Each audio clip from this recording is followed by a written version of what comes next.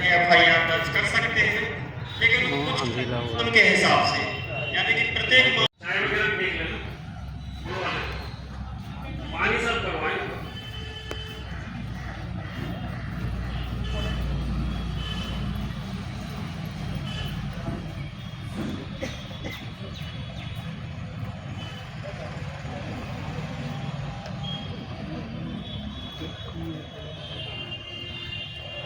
अब जैसे आप लोग देख रहे हैं, पहले क्या होता था, गवाह को बुलाना पड़ता था।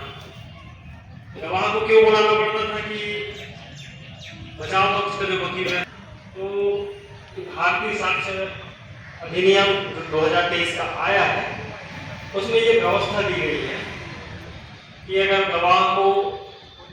गवाह उपस्थित नहीं हो पा रहा है, तो वहां पे आप देख रहे होंगे माध्यम से गवाह अपने बयान नोट करा सकेगा।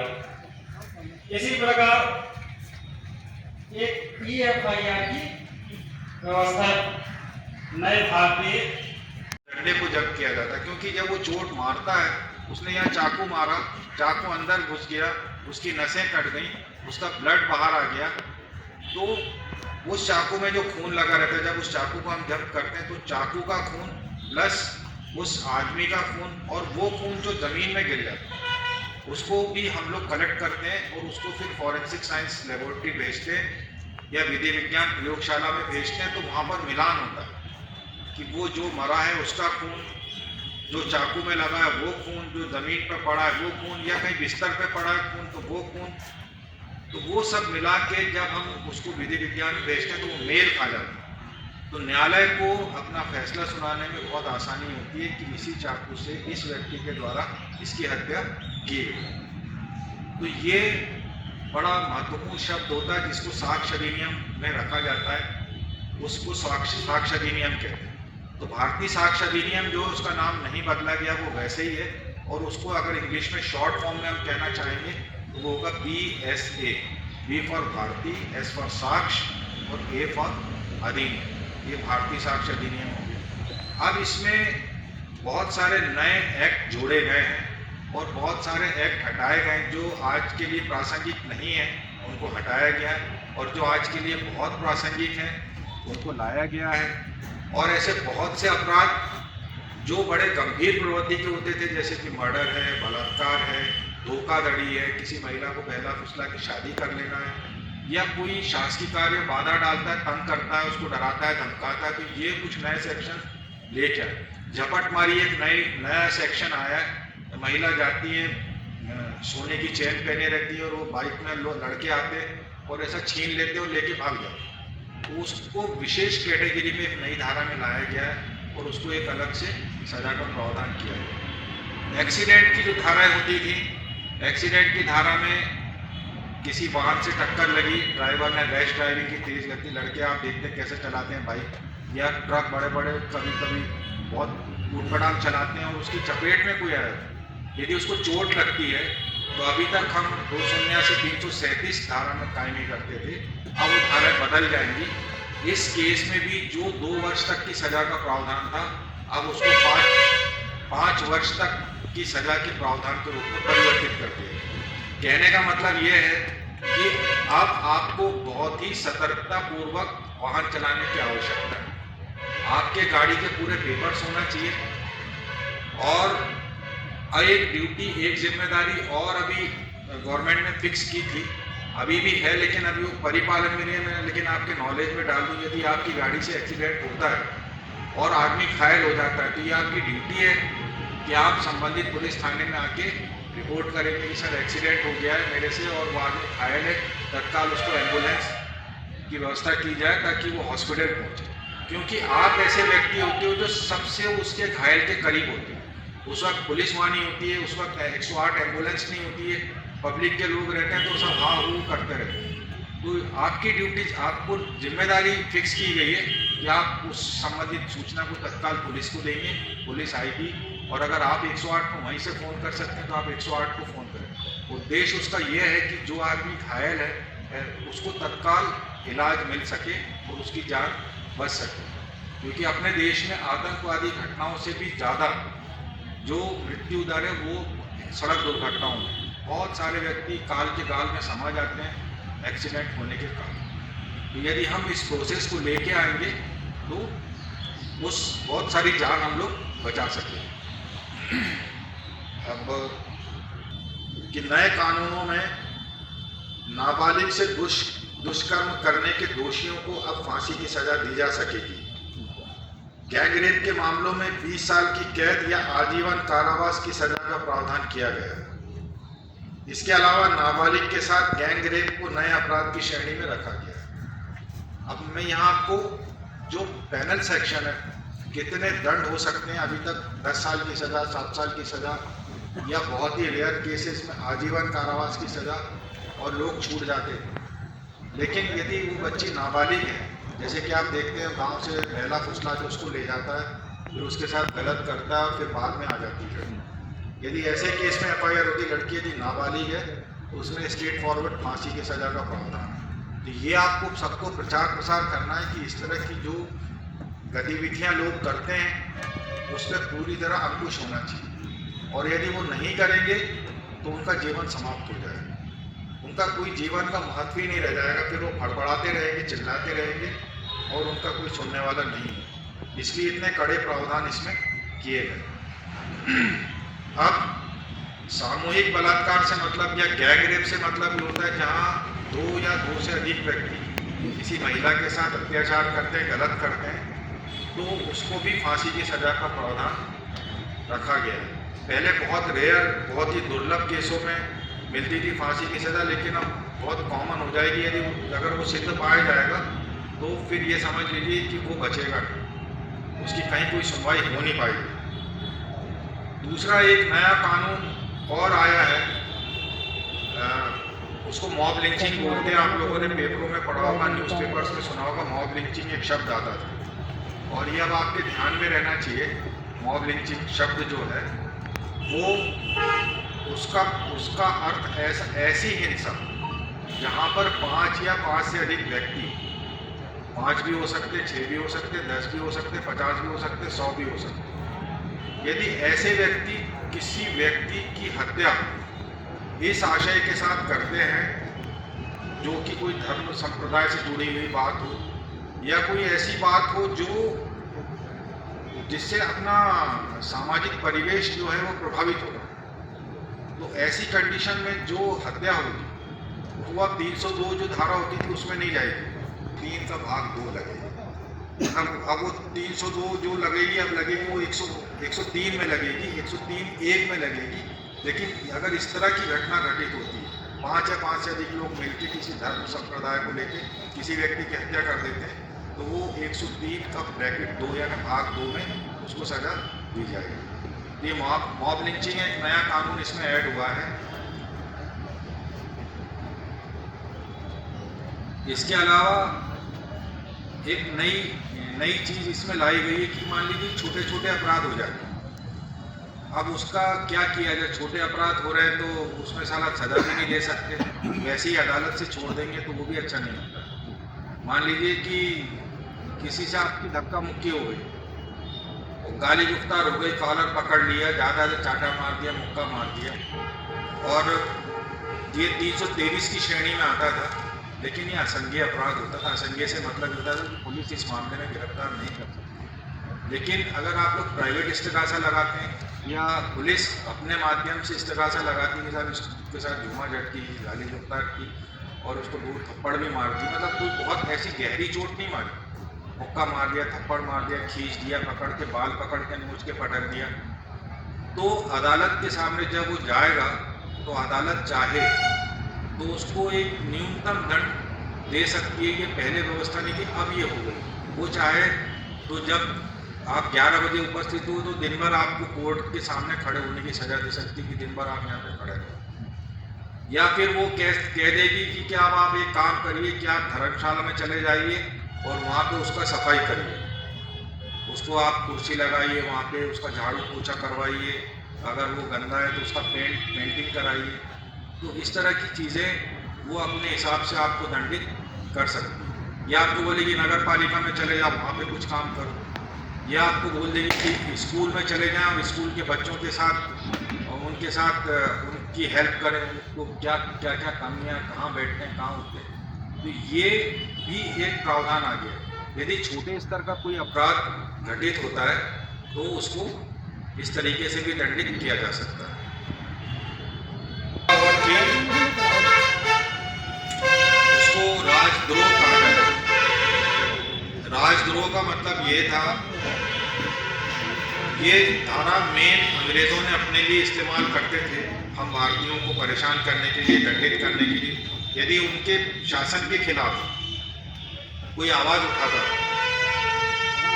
जैसे कि अपने बड़े बड़े जो शहीद हुए नेता हुए, भगत सिंह हुए, महात्मा गांधी हुए, और इसके अलावा मंगल पांडे हुए, जिनको फांसी की सजाएं दी, उन लोगों के ऊपर यही धारा लगती थी। एक नोट दबाया तो एक साथ वो ब्लास्ट हुआ, बहुत सारे लोग उसमें मारे गए, बहुत सारा अपने देश की संपत्ति का नुकसान हुआ। तो वो इस धारा के अंतर्गत आएगा। तो ये नया सेक्शन है, वो इस धारा में शामिल किया गया। इसके अलावा यदि कोई व्यक्ति भारत में अपराध कर रहा है लेकिन वो विदेश चला गया, वो विदेश में रह रहा है, तो उसके विरुद्ध भी कार्रवाई होगी। वो भी, उसका नाम अपने देश की FIR में आएगा। फिर अपना जो गृह मंत्रालय है वो इंटरपोल से मदद तौर पे आपको समझा रहा हूँ, तो नए बदलाव इस कानून में आए हैं। और इसके अलावा मैंने आपको बताया था वो 304 धारा झपट मारी, चेन खींच के स्नैच करके ले जाते, तो वो धारा भी इसमें प्रावधान किया गया। अब सेक्शंस थे जो भारतीय दंड विधान जिसको हम बोलते थे, जिसका नाम अब भारतीय न्याय संहिता हो गया है, उसमें जितने सेक्शंस थे जो पुलिस धाराएं लगाती थी, आपकी अलग अलग तरह की रिपोर्ट आती, कि साहब मार दिया, चाकू से मार दिया तो यहाँ कट गया, फिर मुक्का भी मारा, थप्पड़ भी मारा, 3 लोग आए थे तो पुलिस भी जान से मारने की धमकी दी तो 506, फिर 3 लोग एक साथ आए थे तो 34। कभी कभी साहब मेरे घर के बाहर आ गया और वहीं मेरे को गाली गुफ्तार करने लगा कि बाहर निकल, और जैसे मैं बाहर गया तो मेरे को पटक पटक के मारा अपने आप के आंगन में या बरामदे में। कभी कभी वो लठ लेके आपके घर के अंदर घुस जाता था, तो अंदर घर घुस गया है तो 452 लगती थी। तो ये अलग अलग तरह की जो रिपोर्ट आती थी तो अलग अलग उसमें धाराएं लगती थी। तो वो सब धाराएं जो हैं अब वो परिवर्तित होकर नई धाराओं का समावेश हो गया है। अब आपको जो FIR मिलेगी तो आप बोलोगे साहब इसमें 302 तो लगा ही नहीं, आप यही बोलोगे जब आप उसको देखोगे कि साहब इसमें मर्डर हो गया, आपने तो 302 लगा ही नहीं। एक और आप लोगों को बड़ा वो रहता है 307 का, साहब हाथ मर्डर हो गया, 307 नहीं लगा, है ना। इस तरह की चीज़ें आप बात करते हो। तो 307 भी अब बदल गई है, 302 भी बदल गई, प्रावधान वही रहेंगे, सजा उनमें बढ़ गई है। और जो नंबर से मैं अभी आपको बता रहा हूँ कि क्या क्या नंबर होंगे, वो आपको ध्यान में रखने की जरूरत है। गाली गुफ्तार की धारा जो होती है, माँ बहन की गंदी गंदी गाली दी, अश्लील गालियाँ दी, जो आपको बड़ा बुरा लगा सुनने में, तो पहले 294 लगाती थी पुलिस, तो अब उसकी जगह लगेगी 296। जो नया भारतीय न्याय संहिता आएगी उसमें आपको 296 मिलेगा। और 323 जो लगाते थे, चाटा मार दिया, मुक्का मार दिया, बाल पकड़ के खींच के पटक दिया, 323 की जगह लगेगा अब 115। ठीक है। 324 ये होता था कि किसी धारदार हथियार से, जो नुकीला हथियार होता है, उससे आपको अगर चोट मारी हो, डॉक्टर ने शार्प कटिंग ऑब्जेक्ट लिखा, चाकू मार दिया, मतलब ऐसा मारा तो आपका गाल कट गया, आपका हाथ कट गया, और डॉक्टर ने लिखा कि जो आपकी चोट है वो शार्प कटिंग ऑब्जेक्ट से, तो उसमें धारा पुलिस 324 लगा। तो 324 की जगह अब लगेगा 118। 506 लगाते थे जान से मारने की धमकी, तो उसकी जगह लगेगा 351। ठीक है।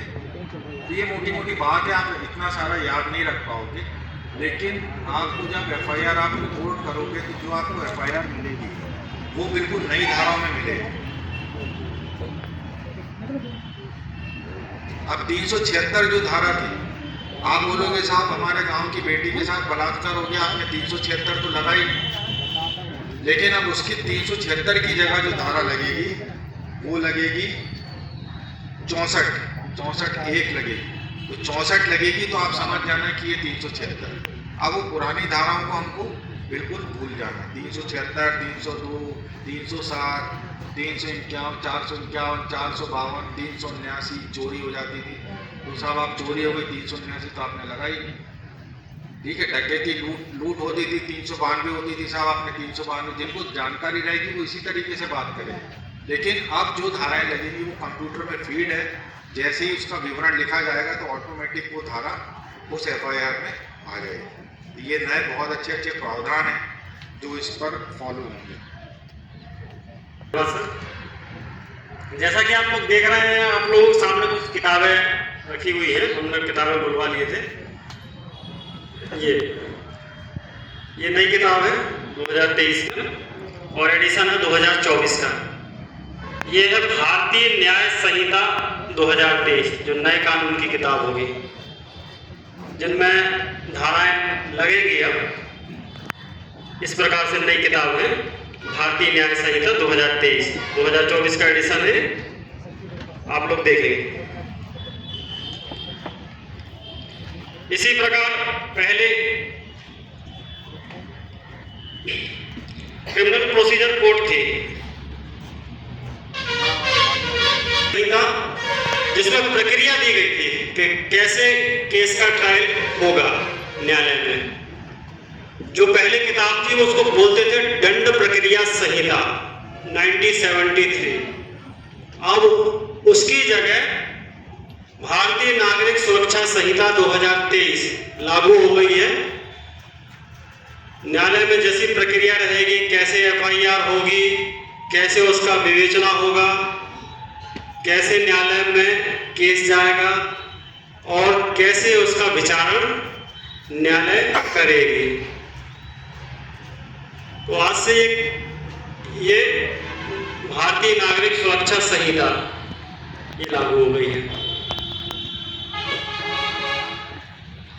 तीसरी किताब के बारे में बताऊंगा मैं। ये किताब है भारतीय साक्ष्य अधिनियम 2023। भारतीय साक्ष्य अधिनियम में जो न्यायालय से संबंधित और प्रक्रिया दी गई है कि एविडेंस साक्ष्य किस प्रकार से लिए जाएंगे, न्यायालय में साक्ष्य प्रोसीड करेंगे, प्रोड्यूस करेंगे तो किस प्रकार से लिए जाएंगे, किस प्रकार से उनको सुना जाएगा, क्या प्रक्रिया रहेगी, चाहे वो इलेक्ट्रॉनिक साक्ष्य हो, चाहे भौतिक साक्ष्य हो, चाहे परिस्थितिजन्य साक्ष्य हो, तो किस प्रकार से उनको लिया जाएगा, किस प्रकार से सुना जाएगा, इसमें भारतीय साक्ष्य अधिनियम में उसके प्रावधान दिए गए हैं। इसी प्रकार पुलिस विभाग में भी नए कानून जो आए हैं उसके क्रियान्वयन के लिए बहुत पहले से तैयारी चल रही थी। हमारे पास में कंप्यूटर सिस्टम रहता है, CCTNS ऑपरेटिंग सिस्टम है, उस पर भी अपडेट किए गए हैं इन नए कानून की धाराओं के हिसाब से, ताकि हम लोग जो क्रियान्वयन है बेहतर तरीके से कर सकें। और आप लोगों से भी अपेक्षा की जाती है कि इसका व्यापक प्रचार प्रसार यहाँ से जाने के बाद में गांव में, कस्बों में इसका व्यापक प्रचार प्रसार हो, लोगों को पता चले। अभी हम लोगों का भी प्रयास रहेगा, जैसे हमारे बीट अधिकारी, बीट स्टाफ एवं थाना प्रभारी जहाँ जहाँ भी जाएंगे वहाँ पर लोगों से बातचीत कर, नुक्कड़ सभाएं वगैरह करके इन कानूनों का, इन नियमों का प्रचार प्रसार करेंगे। धीरे धीरे लोगों पर जागरूकता आते जाएगी। मैं कुछ जो बेसिक चीज़ें हैं, जो मोटी मोटी जानकारी आप लोगों को होना अवगत करा रहा हूँ, और डिटेल में जैसे जैसे हम इन कानूनों का अभ्यास करेंगे और इनको कंटिन्यू रखेंगे तो लोगों को भी इनके बारे में जानकारी मिलती जाएगी। आज जैसे हमारे ग्राम रक्षा समिति के सदस्य लोग भी यहाँ उपस्थित हैं, हमारे विषया के गणमान्य नागरिक लोग भी यहाँ उपस्थित हैं, कुछ माताएं बहनें भी यहाँ उपस्थित हैं। तो सबसे जो एक चर्चा कर रहे हैं, एक अवेयरनेस के हिसाब से चर्चा कर रहे हैं कि नए कानून जो 1 जुलाई 2024 से जो लागू हो गए हैं, आज से हम इन्हीं को फॉलो करेंगे और इन्हीं कानूनों के हिसाब से आगे काम करेंगे, ताकि इसका आप लोगों के माध्यम से भी व्यापक प्रचार प्रसार हो सके।